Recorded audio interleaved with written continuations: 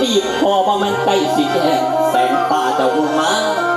ผมลำลายกันจนลายแห่งอ่อนกำลังถอยจังมาลมร้อยหอยพัดตึงเราปลายเท้าหนาวมาลำจบแล้วแถวใดแกงจางปังหนาวแค่น้องมือแกง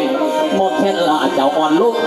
หมอแค่ละหลายขึ้นแต่งานต่องานมันจอดจันมือหมดแค่ละเจ้าอ่อนเพียลำยาวกะยังเตยลำเลยกะยังลองแล้วกะเตยเลยเขาตาปะทั้งลำยาวกะยังสั่นขันกันไปแน่ละเด้อพอเด้อแม่ลาพวกญาติพี่น้องถึงแล้วบังสีเศร้าลำหนาพอดีแล้วสัญญากันแต่มือก่อนผมมันอ่อนแอแรกคือสิลงไหลตายตาไล่บื้นพอยินต้อยกับลังคอยพอหน่อยอยู่เด้น้องสู้ว่าท่านสิเอาแค่พ่อได้มาคำซองมาคดีมาเขาเป็นพี่น้องลิงแกนแท่นหักกันดีขอสมัครไม่ตีว่าต่อกันคือเบาอีกอันนึงพี่โซ่ที่ขอไว้คิดในใจทั้งสองฝ่ายมากันลุ้นจังหลายบ่ต้องเบาดอกตีออกเห็นแล้วว่าหักแห้งมาเห็นบ้านเฮียนกวงกวางสนามมาเพื่อนี้พี่น้องมานมัสการพระธาตุหน้าดูนมีแต่คนงามปากจะเดือดเอาเมาอีกอันนึงหาได้ไปทั้งคุณมีบุญมหาชาติขอตัดมาจากน้ำขอหลวงศักดิ์สิมาสมควรแล้วละนอกป้าสิขอลาพ่อแม่ใกล้กับขันเจ้า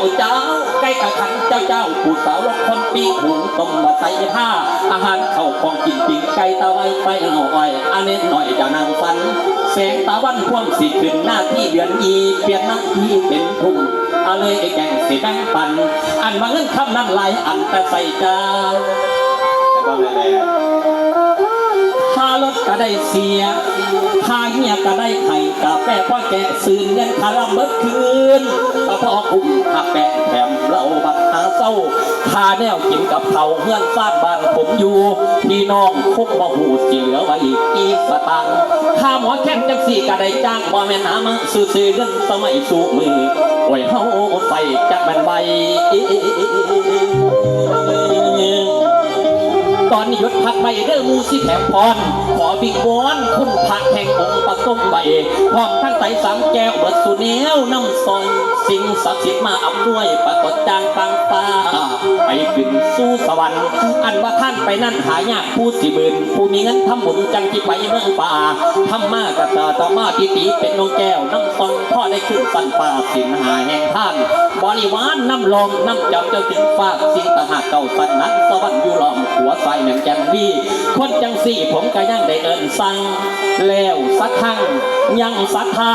และผมยังซึ่งบุญอุดหนุนเด้อพี่น้องน้องมาขึ้น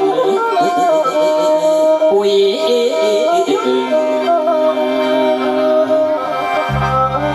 สู้